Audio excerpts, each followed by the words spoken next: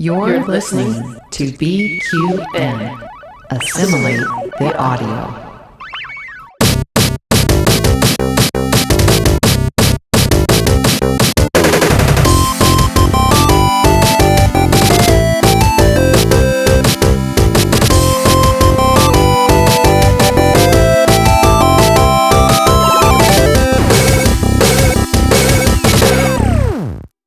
Hi, I'm Mitch. And I am Davey. And we are the Bargain Bin Gamers. He is on one today. I don't know. And I had a really good sleep last night. Thank you, Valium. I can tell. So. No. And this is the podcast YouTube channel where we put the gay in gaming. And we also look after that cozy little hip pocket of yours. I thought I threw you off a little bit there. Yeah. You'll never throw me off anyone's hip pocket because our listeners and viewers have the tightest and most well looked after hip pockets. The tightest? My. We are the Bargain Bin Gamers after all, right? So we keep it cheap around here. We're here to keep it cheap. We're here to keep those purse strings pulled nice and taut. Fucking hell. Before we begin, we would like to give a big shout out to this show's associate producers, Sam Johnson and Mei M. Hello, Sam and May. We love having you on the show. And remember, if you would like to help keep this and other BQN network podcasts coming to you every single week, sign up to be a patron over at patreon.com/BQN. You can do that for as little as $2 to $5 a month, and you get access to early episode releases, including Bargain Bin Gamer Let's Play videos, the Patreon-only podcasts like Davey's Warp Speed Reviews, and Amy's Math Moments. Amy's Math Moments. They're moments that are born in math. She's mathing? She's actually very good. She does some really, really cool stuff. It's usually based on Star Trek. But well, that's why you like it. That is why I like it. You'll probably get to meet Amy. She's coming over for my wedding. Oh my God. I'm going to get drunk as a skunk with her. Let's be a mess.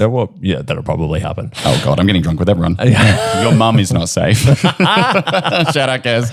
Oh dear. Well, here we are on another Sunday. Glorious. What's been happening in your life, doll? Let the listeners in. It's the same as every other week. Working my ass to the bone. Working your ass to the bone. Yes. My birthday's coming up in 2 weeks though. So I've been planning that, which has been very exciting. And when I say planning, I mean I haven't done anything for it.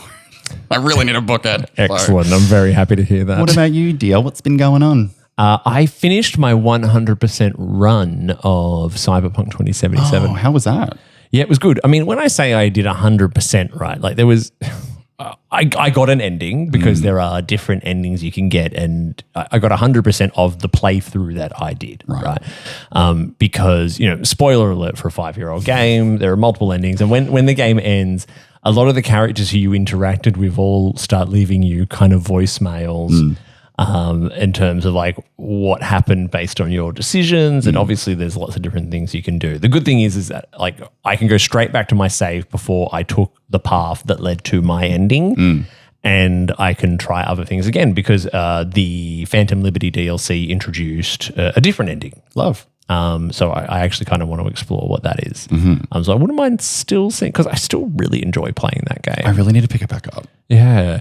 But like all the like little side quests and gigs and all that kind of stuff, I did them all. Like there's no, the only icons left on the map are the stuff that you can just do over and over again, like the repeatable quests, like car races and random events, like where you've got to jack a car and take it back and get a reward for it and all this kind of stuff. Right. But I was almost a little sad. I was almost like, I miss there being like lots of stuff to do in this city. You have to start again. You got to do it again. Yeah, I guess I could. Would you pick like a different through? Because what storyline did you start with? I was Corpo. Yeah, I thought that kind of suited me. Not on the nose or anything. I was Lady V. I was Lady V. I loved Lady V. See, when I did what's the Edge Runner? What are they? Or am I mixing that up with Blade Runner? Netrunner, yeah. So not the one where you're outside in the dirt, and not the Corpo one, the other one. And I was a hot V with a big dick. Loved it. Hot V with a big dick. Well, no, you can do that. You can create their genitals. Yeah, you can make it big. I know. Anthony was like sitting next to me. He's like, what is this disgusting smut that you're playing? You are so good at being Anthony, by the way. It's so funny. You spend all day, every day with the man. Shout out to you, wifey. Shout out to my fiance. Love you, baby. Love you, baby cake. She's out of the house right now. She's pissed off that we now record in the lounge room. Love you. Love ya. So yeah, look, that was really, really good. I've jumped back into Mario Kart a little bit, trying to get my 3-star wins on all the 150cc Grand Prix. Good reminder, by the way, not to segue my way in. That's what I'm actually waiting for. For my birthday, I'm getting a Switch 2, so I'm saving up for that because Pokemon's coming out soon. So that's what I've been doing. Continue with Mario Kart. No. Yeah, I've just been doing that, and I'm trying to make an effort to, and I've said this before, but like make sure that now that I've got the Switch 2 and I can sit there on the couch and play like I could with the original Switch, trying to finish some of these, games that I've purchased. So I've also been using the fact that I've now got Star Wars Outlaws on the Switch 2, which, as I mentioned a few weeks ago, is so impressive. So impressive how good this game operates on the Switch 2. So I've been completing the DLCs and picking that back up and doing all the syndicate missions and intelligence missions and just having a little bit of fun in that open world again. Love. Cal Kestis, that's his name, isn't it? No, what's the name of your character in that game? Am I mixing it up with the one with the redhead Jedi? No, because you're a woman in Outlaws. See, I ain't got the finger on the pulse. K-Vess. K-Vess. Yes, K-Vess. Shout out K-Vess. Love your work, K. So yeah, that's what I've been doing. You haven't been doing any gaming? I've been playing Marvel Rivals, which you have not been joining me with, which is unfortunate. Yeah, we won't get into that again. We don't want to be too repetitive for the listeners. No, I've been doing that. I'm also about to mod my own version of Pokemon Platinum to make it harder. So I'm going to play through that again because I love Pokemon Platinum. So nice. Classic Mitch playing Pokemon. Yeah. Well, I mean, we have been playing the same thing at the moment. So we're going to do a little something exciting for this week's episode. It's time for a Bargain Bin Gamer Game Review. Pew, pew, pew, pew. I'm never going to get over these buttons. I am. So today we're diving into a game that's equal parts bizarre, heartfelt, and unsettling. We covered this game earlier in the year whilst it was still in development.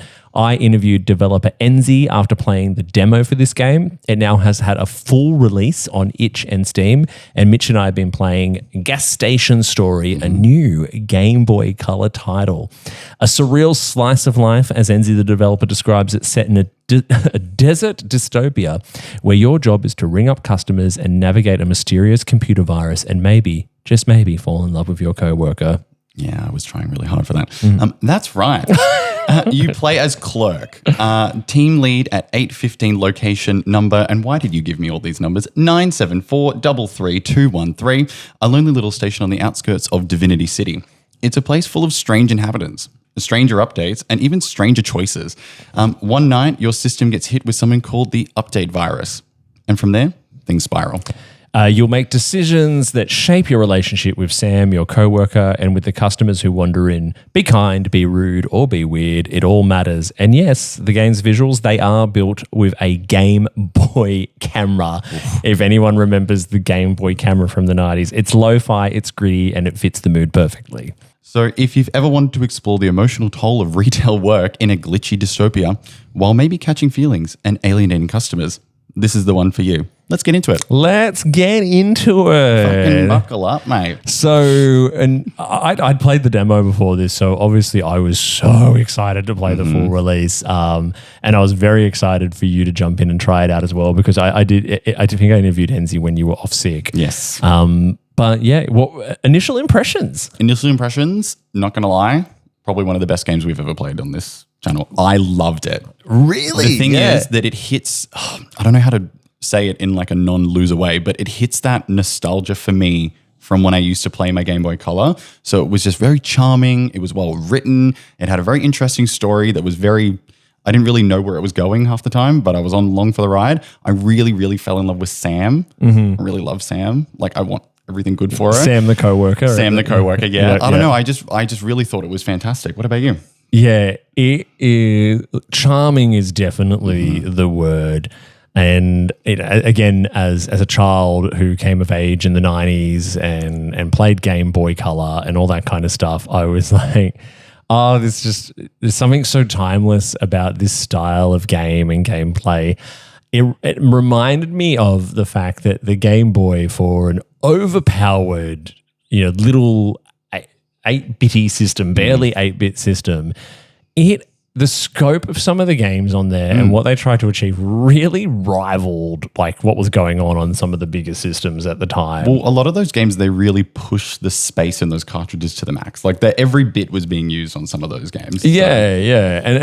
But NZ said before the game came out, when I interviewed them after playing the demo, there's like, well, this was kind of the Game Boy game I always wanted. I wanted this big epic story that just happens to be full of queer space frogs. Yes. They're very charming, by the way. Yeah.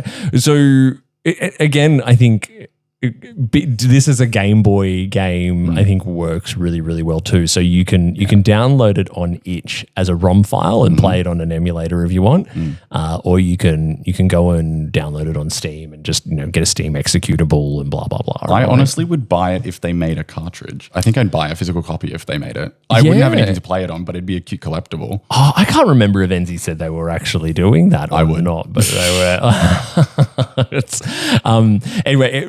I don't want to touch too much on if you want to hear the interview I did with NZ earlier in the year, I'll pop a link to that, or you can find it in your podcast list or on the YouTube channel. Some really, really cool insights about what went into this. So let's talk a little bit about the gameplay, right? Mm-hmm. How would you describe the gameplay? It is, how do you describe it? It is shop clerk simulator, life relationship management visual novel. Yeah, but there's but there's game aspects of it as well. There are definitely game aspects of it. So let's set the scene in terms of what happens, right? So, you are as the clerk, non-binary clerk. As the non-binary clerk, who is the Game Boy Color photos that are used for the clerk is NZ's partner. Oh. Yeah. I'm pretty sure that's what NZ said. And so you start off, you've got this mundane retail job, which a lot of people can relate to. I mean, even I can relate to that because I, in my early years, had a mundane retail job. And, it's just day after day, customers come to this, customers do that. You complain about your boss, you stack shelves, you go out the back for a smoke break because it's the only thing that gets you off the shop floor, which is exactly what I used to do when I worked in retail. I smoked. You did? Yeah. Oh, my God. I smoked back then. And mainly, I think, so I could take a break. Yeah, right? fair. That does make sense. I know. I accidentally played the game on hard mode for a little bit of the time because I didn't read how to use the Q-Boy. So I didn't know how to add 10 bits of everything. So I was suffering as a clerk, tapping it every single time. Yes. Okay. So context there is there is a cash register in the gas station that you work at. Q-Boy. It is called a Q-Boy, which looks strangely like a Game Boy. From the brand Pantendo, by the way. Very good. Which was very, very cute. Very good. And so you play the game in days. There's different days that are played and things change as the game progresses. And so in each day, you will serve customers, you will restock shelves, you will mop up floors when people spill beer, you will you'll screw up cash transactions, you'll get angry customers, you'll get happy customers. You'll rat people out to the police. Yeah. But at the end of day one, and we won't go into any spoiler territory, we'll just kind of set it up. At the end of the day one, as you're leaving, you shut down Q-Boy, and then all of a sudden Q-Boy boots back up again and applies an update. Would you like to do an update? Q-Boy says. Yeah, exactly. And what did you say, Davey? Well, I had no choice. I had to update. So, you run the update on Q-Boy, and then things sort of start to escalate from there. Right, so you come back in the next day. Q-Boy is running a little odd. The graphical interface looks a little bit different. They note that it's much quicker as well. They're like, oh, it's so much more efficient. Yeah, but then it sort of slows down as well, and all kinds of weird stuff kind of happening. And then this is where the gameplay starts kind of varying up a little bit. Yeah. Because you'll go to ring up a customer's transaction, and then all of a sudden Q-Boy makes you play a game. And it's like, dude, come on. What did you think of the little? So Q-Boy will make you play little mini games, and it's kind of like I realized the more I went on, it's actually the same game, and it's just progressing and progressing. It's like a little adventure game with turn-based battles. How did you find that? It was cute. It was giving me Pokemon vibes. I loved it. I thought it was really cute. It was very how do I word this? It was very like it knew what it was because it was like, I'm a Game Boy game. Here's a little cute Game Boy game. It was very meta in that way. Yeah. Did you get through them pretty easily? Not at the start. Yeah, I found them kind of tough. At the start, I was like, what the is going on? I felt like Kitsune Tails again. I was like, oh, I suck at gaming. But when you think about it, it kind of makes sense because you as the clerk have got no idea what's going on. You're like, oh, all right, I just need to, oh God, what have I got to do? I've got this customer here who wants to ring this frog guy up. Yeah, he wants 300 bits on pump number 2 and some beer. Me pressing a bit every single time because I didn't know how to do tens. I know.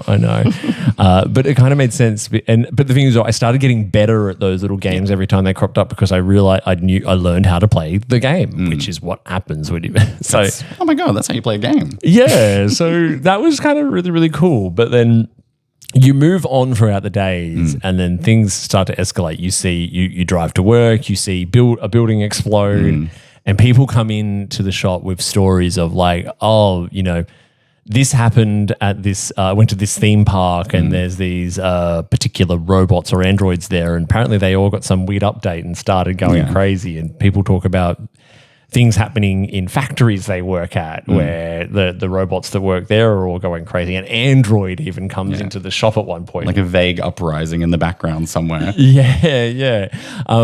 I liked this increase in tension. I thought it was a really interesting way to tell a story because we're not seeing the world really. Obviously, we can see it in the background when we drive. We're learning about it from characters. So it was like an interesting way to learn about the story of the game. Yeah, and it's paced really nicely too. That's what I like too. Like, and I found I really like imprinted with the clerk. Like me and the clerk, we were this. I know. I think part of that comes down. So whenever you see characters talking to each other, it's a Game Boy Color image, and Enzi took so many photos of their partner and friends. Yeah, they're so expressive. Yeah, exactly. But like, it's so bizarre to think that it's like a Game Boy camera. You said it before, but you are right. It actually adds to kind of the gritty feel as well. Like, because the game itself is fairly gritty. It's in like kind of like a dystopia. It's kind of vaguely post-apocalyptic. People want to get off the planet or whatever. So it adds just to that kind of like grunge, I would call it. It's very cool.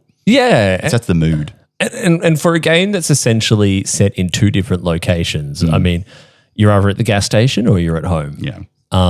Like it's incredibly engaging and incredible. But what's so funny is even though the uprising is happening, you still like oh, you still have customers complaining about fucking bullshit. It's so funny. It's very retail. Like the world's falling apart, but people are like, I'm complaining about this thing. Yeah. And I think that was what was again. The characters' reactions are kind of feel right. Like it's a little farcical in a sense, right? Like very heightened reality. Yeah. I think Enzi did say they started making the game during COVID lockdowns and all that kind of stuff. I can smell that on the game. Yeah. So there is that to it. But I also just love how lovely the clerk is too. Like the clerk's just always, I mean, I think I was playing a slightly nicer version of the clerk where it's just like, oh yeah, you spilt the beer, I mopped it up, go grab yourself another one. No worries, mate, no worries. I've worked in retail, so I just imprinted myself onto the clerk and I was just nice to everyone. I was never rude to anyone. I didn't even rat the guy out. I was really nice. Yeah, what guy? There was a guy that came in and he was like, oh, like, don't tell the cops I'm here. And then a cop came in and I didn't rat him out. Did you sell the kids cigarettes? No, I'm a good girl. Yeah, I didn't. I didn't sell the kids cigarettes either. No. Naughty. And then there's also some foreshadowing that goes on as well because there's the priest that comes in with the eyeballs on the hands and like your fortune changes every time this priest comes in because you get to these regular customers and you get to know them. And then there are some customers that just come in once and you never see them again. Which is again like very retail. Like the frog who comes in and buys 1 beer every night. Yeah, right. Loved him, by the way. Yeah, and that's where some of the really like I loved the writing in it. Like this frog comes in, buys 1 beer. At one point, you go, "Hey, why do you only ever buy 1 beer?" And it gets me out of the house. Got to get my hops in or my leaps in or whatever it was. The game will like prompt you if you want to pry into the people's lives. Yes, you could just not if you didn't want to, but I always did, of course. But the fact that the game gives you the option, I could only imagine what the game would be like without prying. It's just people coming and buying and then you don't talk to them. Yeah. I was a nosy bitch. I wanted to know. And did you like the other little mini games that kind of all crop up like where you've got to stock the shelves or mop and all that kind of Yeah, I really did not realize how bad I was with my hand-eye coordination with the stocking shelves. I failed that so many times, and I'm like, I'm a 27-year-old man. How am I failing this game? Yeah. Like, did you have like a favorite mini game? I like the shelf stocking. Like I became like super obsessed with like trying to get like the full 20 points. The 20 points. I think I got to like 8, and I was like, why? You am gotta I be so fast. Bad? I know, that's the thing. I was like, why am I so bad at this game? Be I thought I was so a gamer. fast. But yeah, I like it. And those different games and mini games, they escalate over time. Even the little mini adventure game that you're playing on the Q Boy, like that escalates. You start getting weapons and you learn how to fight. You get the little turn-based battles, which I thought you would have enjoyed. Loved it. I was like, Pokemon, give it to me. So yeah, like they've managed to do, because you got to appreciate this was literally developed on Game Boy hardware, right? Like there's a particular, when we spoke to Knife Games about Small Town Nemo, there is a particular open source homebrew kit you can use to develop Game Boy games. But everything about this is within the constraints of a Game Boy. And it's so beautiful as well. Like I love the look. Yeah, like it's, and here's probably an interesting question for you though. Like, do you think you need to have been a Game Boy owner at some point to understand this game and to appreciate it? I think there'll be some nuances that you may miss if you've never owned a Game Boy, like the starting up of the till and like some of the little mini games, etc. But I think the charm bleeds through regardless. I think you'd still really enjoy it. You just might not get some of the slightly less off the nose Game Boy references because they're littered throughout the whole game. Yeah, I think that people who didn't play Game Boy would probably be able to get into this as well, like younger people, because there are games like this, simpler games like this being made now anyway, right? Like not everything is a big AAA title these days. But I think that the Game Boy aesthetic lends to the game more. And you hit the nail on the head at the start of the review. It's so charming. The graphics are really charming. It's really one of the sweetest of things. Obviously, it's not too much of a spoiler because it happens in the first day. But one of the sweetest things that I love to do was just to stand outside and smoke with Sam. And just talk about her day and make sure she's all right. Because I just like got obsessed with her and I just wanted to be happy. Yeah. I'm getting sad. Well, in our last episode, we spoke about visual novels and interactive stories. And this is very much a game, but it has that, like there is with a lot of queer developed games, that much more of a, we're trying to tell a story here. And it's a sci-fi. I don't know if I'd call it a dystopia, but like it's I don't know how the world's vaguely a dystopian world. There's like mutants and aliens, which are never mentioned, by the way. They just live there. I don't know. I think I'd call it like like a sci-fi coming of age life. I don't know. It's really hard to put a pin in it, but it literally is. You just act as a retail worker. But like the story unfolds at a nice pace through all these beautiful little interactive elements. And as I said before, the Game Boy color photos, the Game Boy camera photos add such a gorgeous little expressive element to it's a very fingerprint part of the game. Like if I was to see that in like a slide, I'd be like, oh, I know exactly where that's from. It's very that. So. Yeah. What about the music? Oh, I love the music. The little 8-bit music. Yeah. Well, my thing is going to work every day. I was like, all I had to do was drive a car along the road, but I was like, I'm a bit of a sucker for 8-bit music. Yeah. I really enjoy that kind of music because some of my first game consoles were the Game Boy Color and the Game Boy Advance. I could see myself listening to the soundtrack in the background and like reading or like doing work or something. It was very just like calm and nice. There was lots of quiet music as well, like in those scenes with Sam when you're out the back, just quiet music of just like dim, dim, dim. I was like, oh, love that. Love it. What about you? Did you like the music? I did love the music.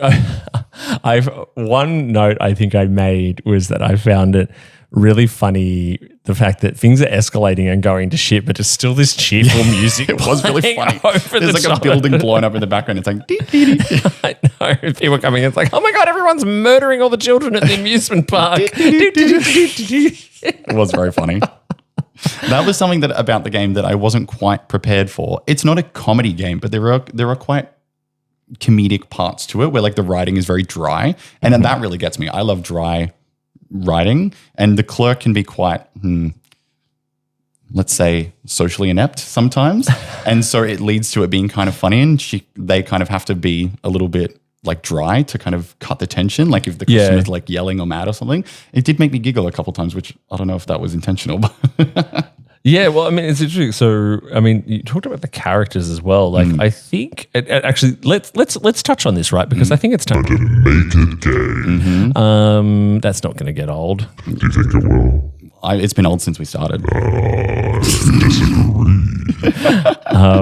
No. So, I think let's go make it gay. Shall we? Hang on.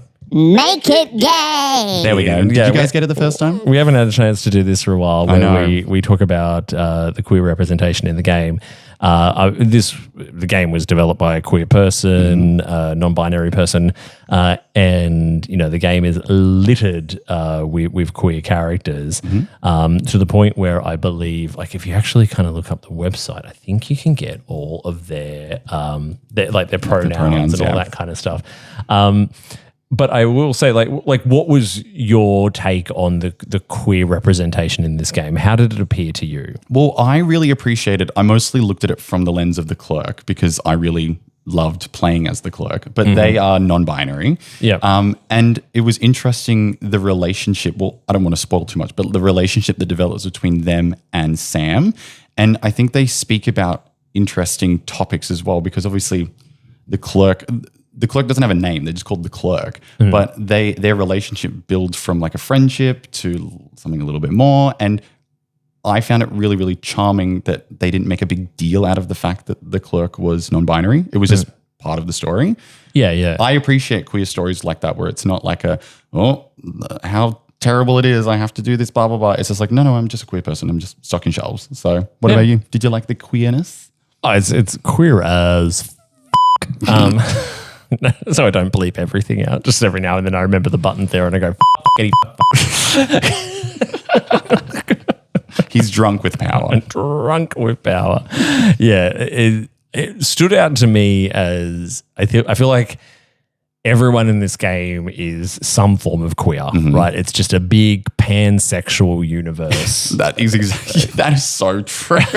it is, and that's a universe I want to live in, by the way. Honestly, I know the world's falling apart behind them, but at least they've all got vague equality. I kind of like that. There is that kind of happening. Yeah, I mean, I just don't think that necessarily that sexuality or gender or anything like that really kind of enters the discussion in the game. Like I said, it's just because like it's a just, part of it. It's there. It's just happening. It's not necessarily, it's not trying to make a statement, but in not trying to make a statement kind of makes a statement. Yeah, because it's like we're just living our lives. Yeah, and look, and I'm kind of drawing on the conversation I had with Enzi earlier in the year, a little bit on that too, which I might include some of the audio from that in this interview just for context. But yeah, like all the characters, there's a vague kind of queerness to them in some way or another, and there's a lot of them too. Like there are so looking on the website, and it just lists some of the main ones that you deal with a lot, like DeClerck, Sam, who is DeClerck's co-worker, Frogman, who buys his beer every night, the blind priest, the enforcer, and 40 other characters for you to meet. Each of those characters is a real person that Enzi went and took photos with. So many people. Yeah. I wonder where they got the model for some of those really weird ones, like the ones that were stitched together and like the one that had the plague mask and everything that was like screaming. I was like, no. They had those like costumes and masks and all really? that. Oh my God, that's so cool. Yeah. So Enzi was telling me that like would go out for dinner with friends and just be, or at like a bar or something, having a drink and just like, all right, pull some poses. Yeah. Like, are you frustrated? Are you happy? Let's take a couple of photos. And I just want to, for people who do not know the Game Boy camera, go and look it up. It's a little rough nowadays. It was a little rough then. Oh, well, I didn't have it back then. But there were digital cameras out then, right? Which were taking proper good quality photos. Yeah. This was this little thing that came out, plugged into the top, had a little printer, and you make like little stickers, very cute images, much like you see in the game. Yes, I really appreciated the color palette as well of all of those. It was very Game Boy, like the green and the purple and the orange. Like I don't know how to put my finger on it, but it was like, oh, that's like a Game Boy color. Well, I mean, it was drawing on the colors that the Game Boy was capable of doing. Exactly, yeah. Literally made to run on a Game Boy. Well, the reason I bring that up is because the game, when I was playing it, gave me like some nostalgia for a game that I'd never played. I was playing it and I was like, oh, It's like old times. We're back in the day. Everything's so easy now. Yeah. And then poor Sam. Love you, Sam. Yeah. So anyway, look, it's a gem. I think we've got hidden gem material here. Do not miss it. I've spoken to Enzi. So Enzi's on our Discord, and Enzi has spoken perhaps since release, like not quite the traction that they might have liked, and so we are here to promote the shit out of it. Well, we loved it, so yeah, I'm gonna sing about it till the cows come home. Queer folk in particular, get out. Like you can get this game right now. Let me have a quick look. It is currently 50% off on Steam in Australia. And there's usually price parity, so it's $10.97. What a steal. Normally $21.95 in Australia, which I think Enzi told me it's around $14.99 in the US. So 50% off at the moment, just for the next couple of days. But I would pay the full price for this. In fact, I did. I think you've got to ask yourself whether you want to get the emulator version that you off the itch page or get the Steam page. I think it's cute to play it on an emulator. However, I will say I've had some glitches and some bugs on the emulator version, which is to be expected.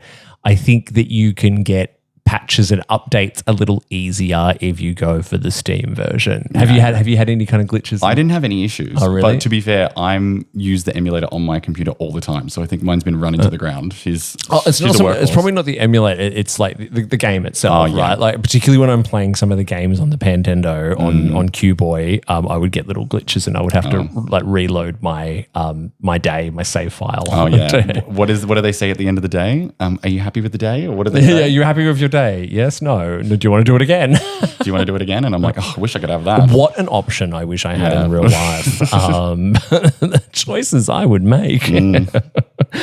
So yeah, it's up to you really. Like it's if you buy, I think they do say, if you buy it off itch, you are probably putting a little bit more money into the developer's hands, into their hip pockets. Their bulging hip pockets. Into bulging hip pockets. But at the same time, I think it's much of a muchness. I think you can still get updates off of itch for the ROM. You've just got to go and download them and patch them in, which is not that bad. Right. So easy. What would you prefer? Are you happy? Because I gave you the emulator version. So I'm an emulator girl. I found that really easy. Because with the emulator, you can configure the key to however you want to do it. Yeah, and it feels a little bit more like you're actually playing on a Game Boy because emulator is based off Game Boy hardware and all that kind of stuff. Correct. Super cute. Super cute. Very cute game. Don't miss it. Final thoughts for Gas Station Story? Final thoughts. Incredible art direction. Fantastic characters. Great story. Hidden gem. Go and get it now. Go and get it now. I loved it. What about you, Davey? Final thoughts? I'm gonna say the same. I think that you need to get out there and get amongst it. I think this is the exactly kind of. I mean, I'm a big supporter of all queer games and queer titles out there. But this is just one that has stolen my heart, and I think it helps that I got to have a really cool chat to the developer, who is just such a wonderful, genuine human being.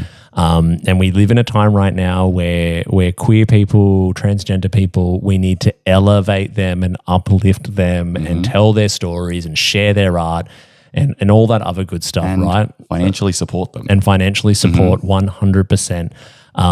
You know what? And I know from talking to Enzi, don't really care if they make a bucket load of money from this, but either way, I will still bang the drum about this game for you, Enzi, because it's a hidden gem. I'm calling it. It's a hidden gem. Do I have a button for hidden gem? No, I don't think I do. I'll just turn into a small robot. Hidden gem. There's no sound effects on this thing. So there was a sound effect. There's the bleep. Oh yeah, that's not a sound effect. I'm not going to go. This one's a hidden gem. This week in unnecessary censorship. Stand by Jimmy Kimmel, by the way. Oh, rip, by the way. Yeah, but I echo what Davey said. Don't miss it. It's a very low effort game as well. You don't need to pull millions of hours into it. You can just play it at your leisure and you'll get the story just as well. So it's not like it demands a ton of your time. No, get out there. We'll include all the links in the episode description. Description-y do. Oh my God. So there's a lot of fun stuff coming up, by the way. So we're gonna leave our October Let's Yap until the end of October. But I've decided to shift things around a little bit because we're going to have our PAX coverage coming up in the middle of October, which is going to be very, very exciting. Can't wait. But I think it's time for next week for Bargain Bin Gamers to go to the movies. Yes. What are we going to watch? We are going to watch the original Street Fighter movie. Ooh, I'm ready. Yeah. I've seen clips of it before, like out of context. I'm ready for it to be really bad. Yeah. So stick around for us to just get talk absolute crap about that for an hour. I'm so excited to experience this. Because you've seen it before, yeah? When I was a kid, yeah. I've never seen it. So we want to start doing this a little bit more regularly. We want to start watching old school video game movies, like good, bad, and ugly, mostly ugly. We're looking at you, Mario Bros. Yeah, Mario Bros, Double Dragon. There's a whole string of video game movies from the early 2000s. It was all made by the one studio, and they're all like garbage straight to DVD. There was ones made for like games like Blood Rain and all this kind of stuff. I can't remember what was the name of the studio, but I'll find out. So bad. They I'm are so excited. terrible. So that's going to be a new series that we're going to be doing. We're going to be starting that next week, and so we'll catch you then. So until next time, I've been Davey. And I've been Mitch. And we've been the Bargain Bin Gamers.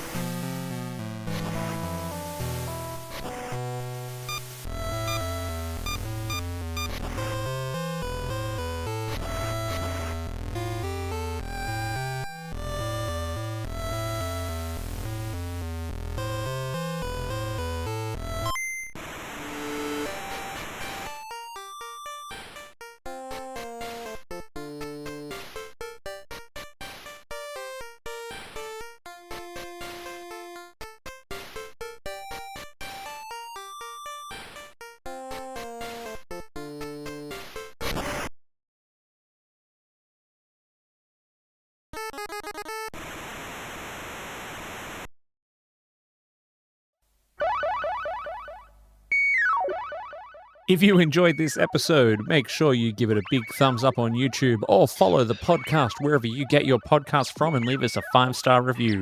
Be sure to follow us on Instagram and Blue Sky and follow along on our live Twitch streams.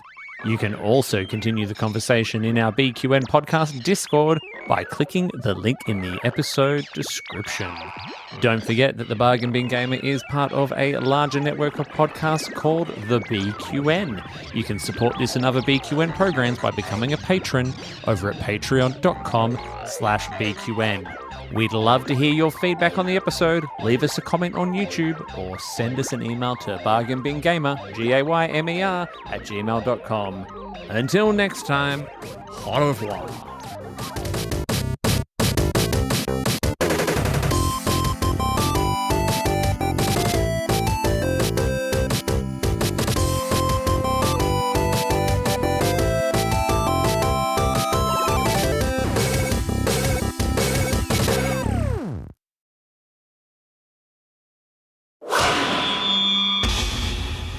Double T Media.